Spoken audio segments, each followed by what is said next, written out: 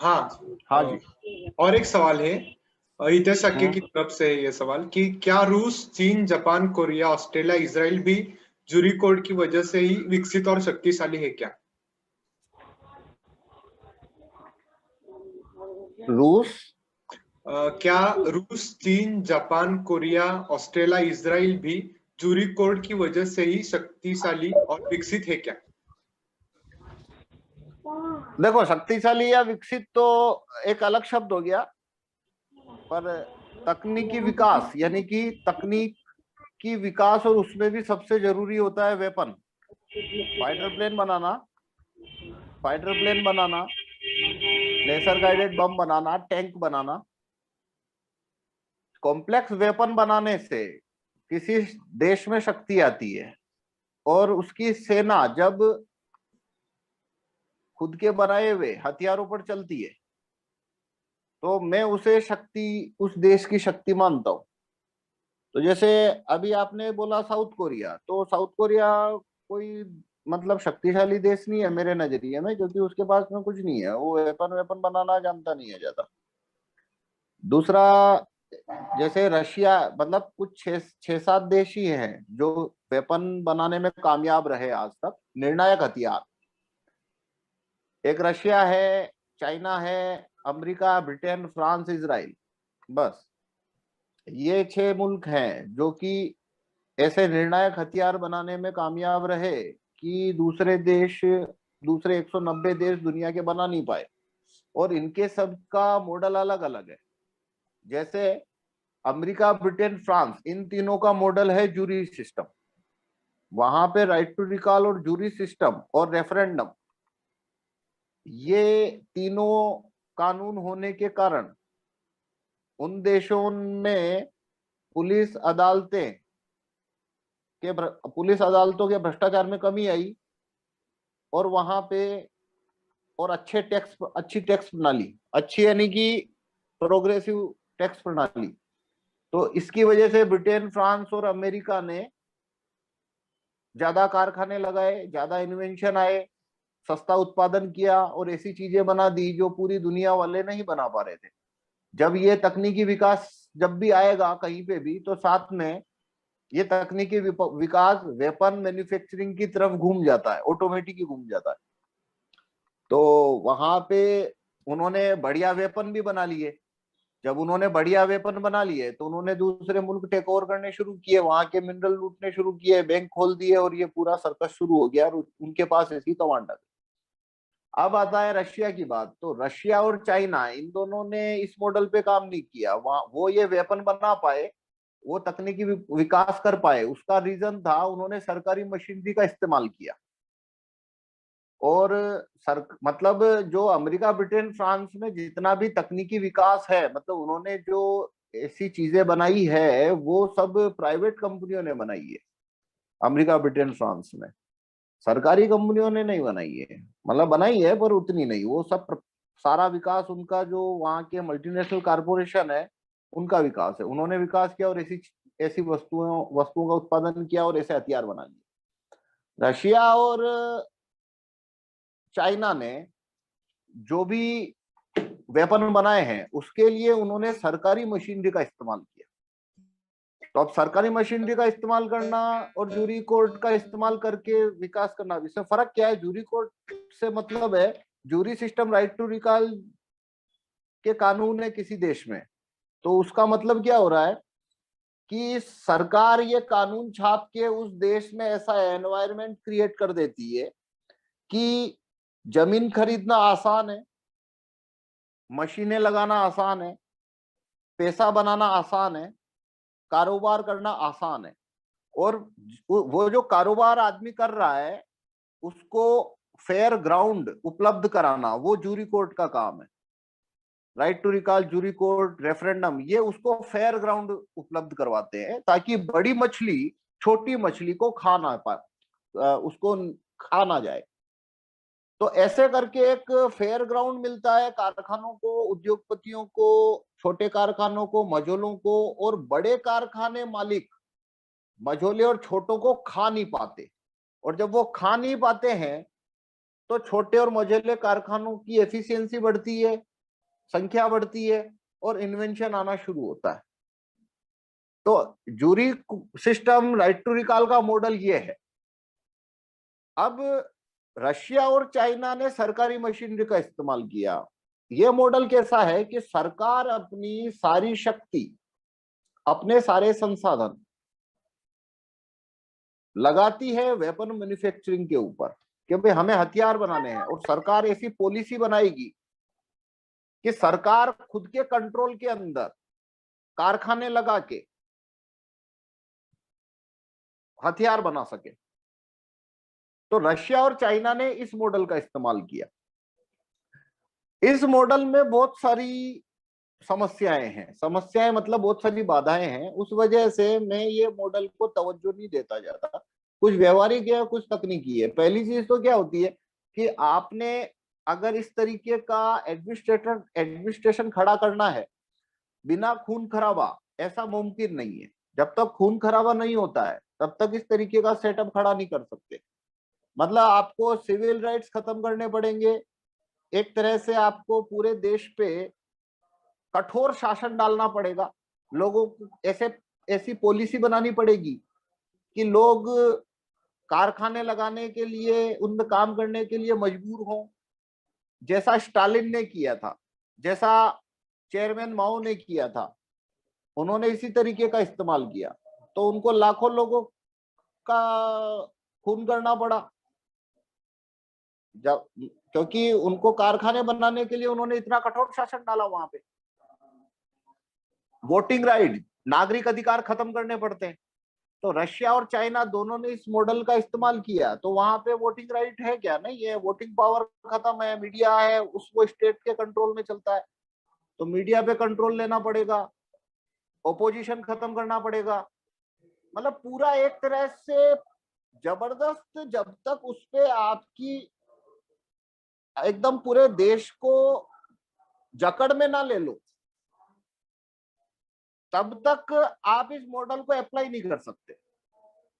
और दूसरी बात है, ज्यादा प्रॉब्लमेटिक बात यह है कि जब आप ऐसा करने जाते हो जिस समय, तो जो दुश्मन देश है उसको, वो आपको आसानी से, आपको राजा को, जो राजा ऐसा करने जाएगा उसको हटा सकते हैं, मरवा सकते हैं, तो वो उसके मरते ही कहानी खत्म हो जाएगी। स्टालिन और माओ जो है वो कर पाए ऐसा, उसके अलावा और कोई एग्जाम्पल नहीं है जो ऐसा कर पाए, क्योंकि अब उतना स्पेस नहीं बचा।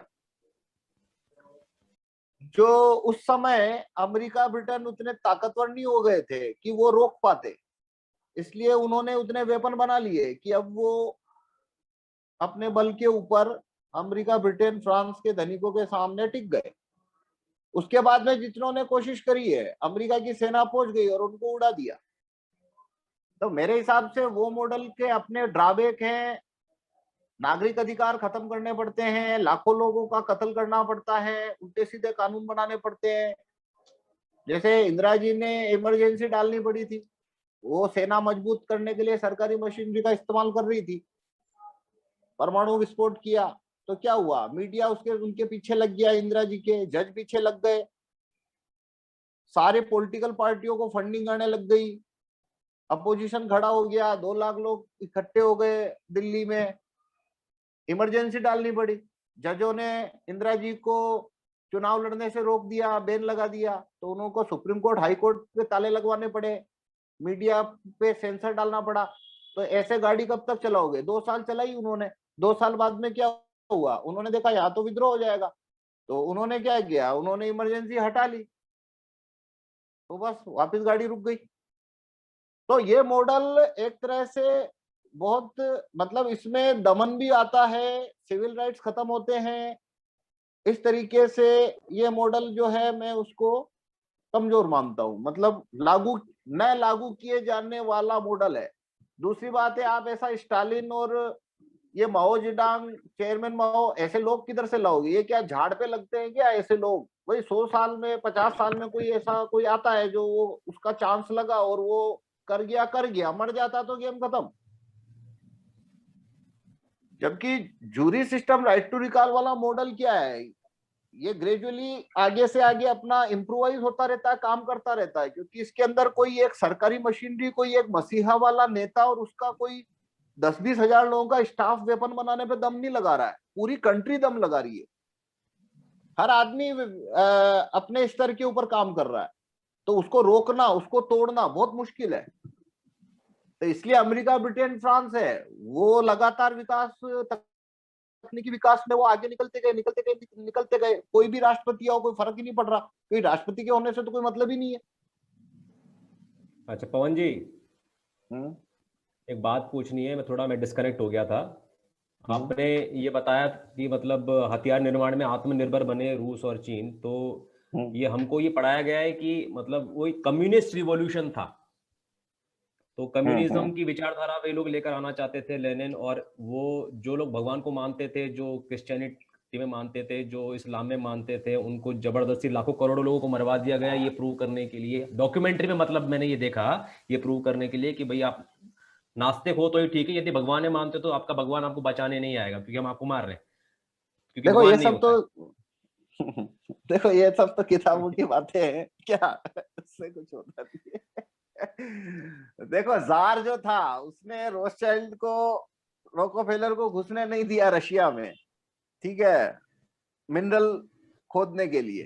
तो उन्होंने ये लेनिन, स्टालिन और वहां की जो मूवमेंट चल रही थी उनको फंडिंग दी कि भाई जार को हटाओ, हमको रशिया में का मिनरल लूटने हैं, अब यहाँ पे बैंक खोलने हैं। तो उसके बैंक और मिनरल, उसके बैंक नहीं खोलने दे रहा, उसका बाजार वो नहीं खोल रहे थे, तो उन्होंने जार को हटाने के लिए इसको फंडिंग किया। पर प्रॉब्लम क्या हुई, जब भी बोल्शेविक क्रांति हुई और उसको हटा दिया जार को उन्होंने, और लेनिन और स्टालिन ने टेक ओवर किया, तो इन्होंने यू टर्न ले लिया। मतलब इन्होंने भी बोल दिया भाई ठीक है, हम तो रशिया के अंदर तुम्हें घुसने नहीं देंगे, यहाँ पे तुमको बैंक नहीं वो खोलने देंगे, हम तुमको यहाँ पे ये नहीं खोलने देंगे, मिनरल नहीं लेने देंगे। उन्होंने सारी जमीन का को नेशनलाइज कर दिया, माइंसों को नेशनलाइज कर दिया, और अब ये घुस नहीं पा रहे, तो बस ये लड़ाई हो गई शुरू। अब उसमें कम्युनिस्ट और ये सब चलता रहता है, उससे कुछ होता नहीं है। असली लड़ाई पैसे और पावर की होती है हमेशा, उसके लेवल ऊपर कुछ भी डालते रहो। अगर वो उसको स्टालिन आने देता, अगर रोथशाइल्ड को अपने बैंक खोलने देता रशिया के अंदर, तो काहे की लड़ाई है, कम्युनिस्ट हो या नहीं हो, जो मर्जी है। भगवान, भाई कोई भगवान को मान मत मान, ये मेरे को कोयला चाहिए, मेरे को तेल चाहिए, मेरे को मेरा बैंक खोलना है, बात खत्म हो गई ना, उसमें क्या है। पर वो बात को घुमा घुमा के लिख के वो किताबों में उल जुलूल छापते रहते हैं। वही माओ के साथ हुआ, जब माओ ने 49 के अंदर रशिया का वो बना, तो उसने लेके सारी जमीन सरकारी कर दी, सारा नेशनलाइज कर दिया, माइंस नेशनलाइज कर दी, और मीडिया बैन कर दिया। तो अब वो वहां पे घुस नहीं पा रहे रोकोफेलर, रोथशाइल्ड, तो उनको वहां बैंक खोलने, उनको, और उसने तो क्या, वहां की जो फैक्ट्रियां थी जो ब्रिटिश मशीनों पे चल रही थी, वो सब मशीनें भी उड़वा दी, उनको जलवा दिया, सब कुछ उड़वा दिया। भाई चाइना अपना विकास खुद करेगा, अपनी मशीनें खुद बनाएगा, अपने वेपन खुद बनाएगा। तो बस अब वो शुरू हो गया, भाई ये तो कम्युनिस्ट है, ये है, वो सब चलता है, उससे कुछ होता नहीं है।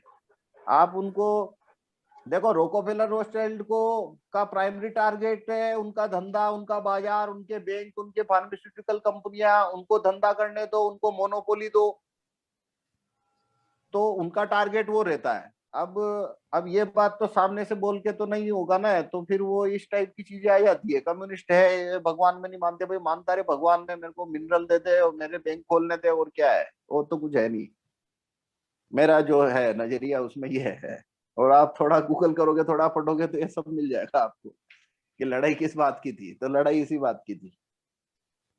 अच्छा सर, जो तकनीकी रूप से जब चीन ने अपने आप को खड़ा किया तो रूस ने उसको प्रोटेक्ट किया, लेकिन जब रूस अपने आप को खड़ा कर रहा था तो वो कैसे कर पाया? तब जाके मतलब रॉथशाइल्ड ने उस पर दबाव नहीं डाला, मतलब हथियार वगैरह के जैसे डरा धमका कर? हाँ देखो, रशिया जो है वो अमेरिकी, ब्रिटिश धनिक, मतलब आज जितना कमांड आ गया अमेरिका, ब्रिटेन, फ्रांस धनिकों का, उतना कमांड उस दौरान में नहीं बन पाया था, और रशिया ने खुद को खड़ा कर लिया और इतनी ताकत जुटा ली थी कि वो रशिया तक पहुंच के उनको दबा नहीं सकते थे। न उतना टाइम मिला उनको, न उतना स्पेस था। तो रशिया मजबूत होता गया। उसने बाद में परमाणु बम बना लिए, परमाणु परीक्षण कर लिए। तो 1940 आते आते, मतलब सेकेंड वर्ल्ड वॉर के दौरान आते आते रशिया इतना ताकतवर हो चुका था कि भाई मामला मुकाबला बराबर का आ गया।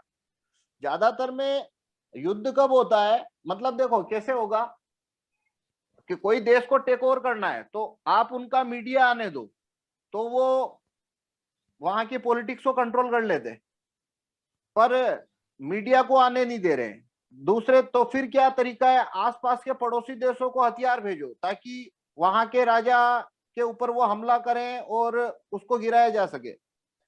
वो भी अमेरिकी ब्रिटिश सैनिक नहीं कर पाए। तो ऐसे करके टाइम निकलता गया और रशिया अपनी सेना मजबूत करता गया। और स्टालिन ने काफी मतलब मजबूती के साथ में ये स्टैंड ले रखे थे। तो बस वो टाइम निकल गया और वो वेपन उतने बन गए। और जब एक बार इतना हथियार बना ले कोई देश कि अब अगर लड़ाई हुई तो 19-20 की ताकत का अंतर है, तो फिर लड़ाई नहीं हो सकती। तो पूरा कोल्ड वार, मतलब अमेरिका ब्रिटिश और फ्रेंच सैनिकों ने जो अपना सीरियस प्रयास शुरू किया द्वितीय विश्व युद्ध के बाद में, तो वो 40 साल इसी उधेड़-बुन में चले गए। क्योंकि रशिया जो है वो उसकी सेना इतनी मजबूत वो बना चुका था कि अब अमेरिका और ब्रिटेन या फ्रांस उसके ऊपर हमला करते हैं तो नुकसान इधर भी उतना ही हो जाएगा जितना रशिया का हो जाएगा। तो बस युद्ध इसलिए नहीं हो पाया अब। और वो रशिया से इस कोल्ड वार में उलझा रहा। तब तक जो माओ था उसने भी अपने आप को खड़ा कर लिया। उसने भी ये न्यूक्लियर पावर हो गया, बम फोड़ दिए, मिसाइलें बना दी, ये सब रशिया ने भी कर लिया।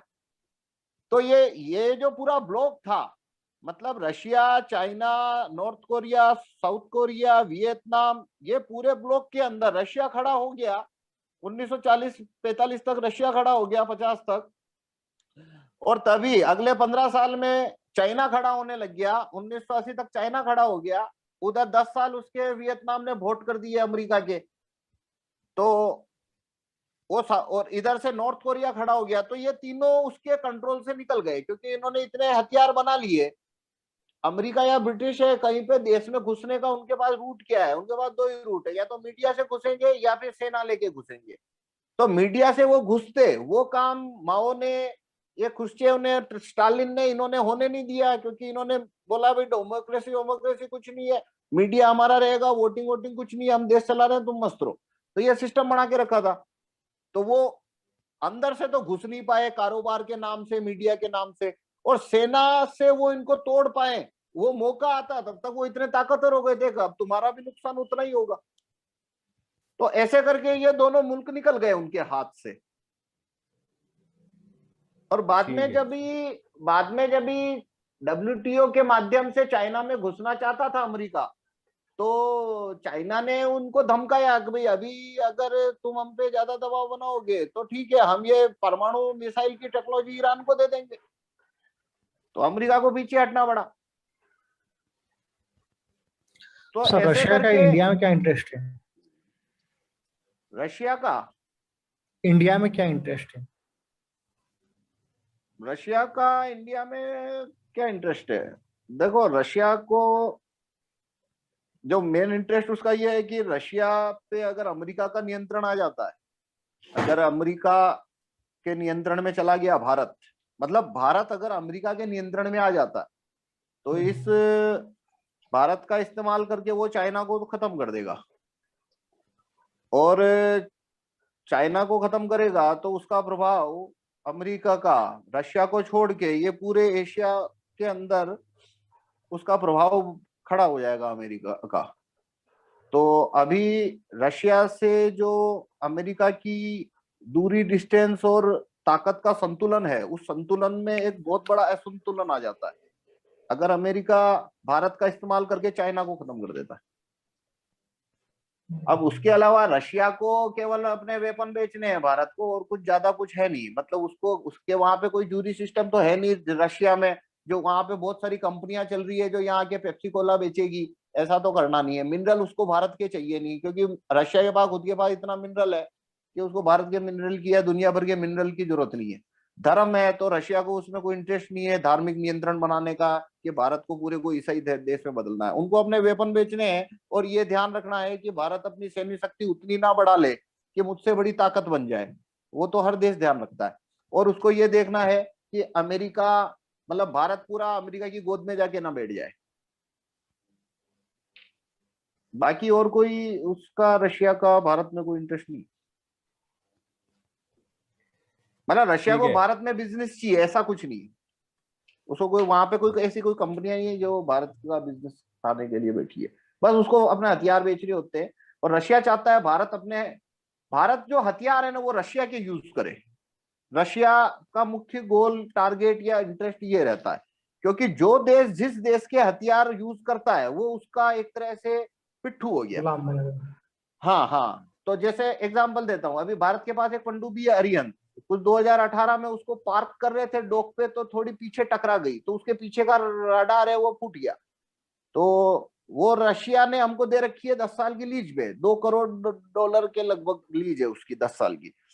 तो वो 1 साल तक डॉक पे खड़ी रही। रशिया के इंजीनियर वो रडार ठीक करने आ नहीं रहे, मतलब 1.5 साल खड़ी रही वो, 2020 के आसपास तक वो खड़ी रही। तो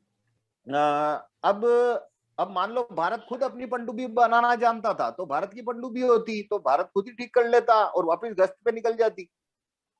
ऐसे भारत के जो बहुत सारे प्लेन है, मतलब शुरू में तो बहुत सारा था, अभी तो राफाल आ गया, मतलब ये फ्रांस और इससे चेंज हो रहा है, पर ये सुखोई है और ये मिग है, ये जितने भी प्लेन है तो ये सब रशिया के। तो इनको उड़ाना करना तो रशिया से स्पेयर पार्ट लेने पड़ते हैं, इसमें रशिया की किल स्विच है। तो किस देश पे युद्ध करना किस पे नहीं करना, हथियार का यूज करना, वो सब तय करने की ताकत रशिया के पास रहे भारत के बारे में। इसके लिए रशिया का ये इंटरेस्ट है कि भारत की मिलिट्री जो भी वेपन यूज करे वो रशियन होने चाहिए, अमेरिकन नहीं होने चाहिए। न भारत खुद बनाए न अमेरिका से लेवे, बस।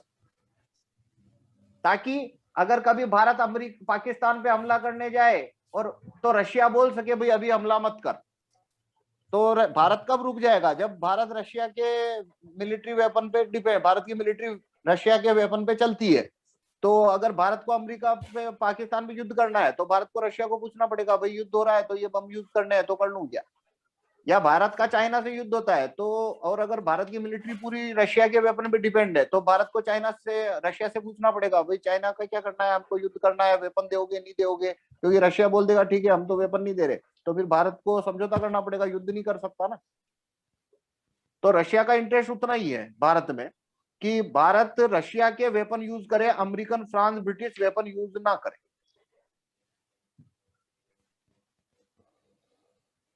अच्छा, ठीक है, और कोई इस विषय में?